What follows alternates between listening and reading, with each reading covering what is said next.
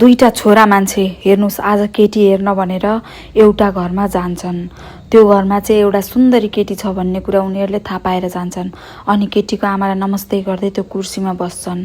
अनि के कति कामले पाल्नु भयो होला भनेर केटीको आमाले सोध्न साथै तपाईको घरमा त राम्री कन्या छिन् अरे, हामी त कन्या पो माग्न आएको भनेर त्यो झोला बोक्ने भाइले भन्छ।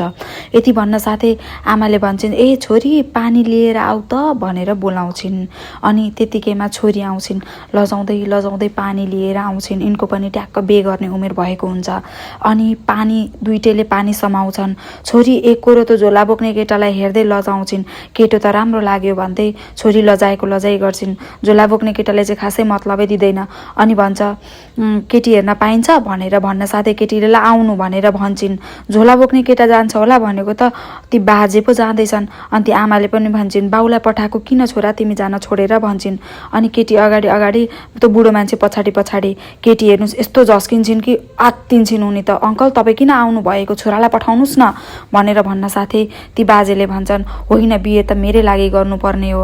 हेर न विदेश बसेँ, निकै वर्ष विदेश बसेँ, 50 वर्षसम्म विदेश बसेँ। अब विदेश बसेर मात्र नहुँदो रहेछ, आफ्नो देश आएँ। अब बिहे गरौँ गरौँ मलाई एकदमै बिहे गरौँ गरौँ जस्तो लाग्यो। अब के गर्नु यो उमेरमा, अब यसो दुःख सुख साट्न एकजना चाहियो नि, श्रीमती चाहियो नि भनेर पो बिहे गर्न आएँ त। तिमीलाई हेरेँ, तिमी त धेरै राम्री लाग्यो। मसँग केहीको कमी छैन, मसँग जति जति पैसा छ धन सम्पत्ति त मसँग कति छ। मेरो विदेशमा 5-6वटा घर छन्। आखिरमा नभएको भनेको यही तालु त हो नि, के भो र तालुले हुने हो र, जिन्दगीभर तिमीलाई म राम्रोसँगले साथ दिन्छु, मसँग आइफोनहरू कति छन् भनेर उनले प्रलोभन देखाए। यति भन्न साथै केटी मक्ख, सबै केटीलाई हेर न पैसै चाहिएको रहेछ, पिआरवाला भन्न साथै उनी मक्ख परेर गएर आमा मलाई त यही केटासँग बे गर्ने, यही अङ्कलसँग यही बाजेसँग म बे गर्छु, योसँग बे गर्न पाइनँ नि त पहिला जान्छु भनेर भन्दैछिन्। अनि आमै पनि मरिरख जा तँलाई तेरो बिहे यही बुढोसँग गरिदिन्छु भनेर खुसी भएका। दुइटै खुसी भए। बुढो मुटु देखाउँदैछ हेर नि त आमा बुढोलाई बैंस चढेको हेर त बुढेसकालमा। अब हेर त त्यो लमी पनि खुसी हुँदैछ, मिलो जोडी मेरो दाजु भाउजूको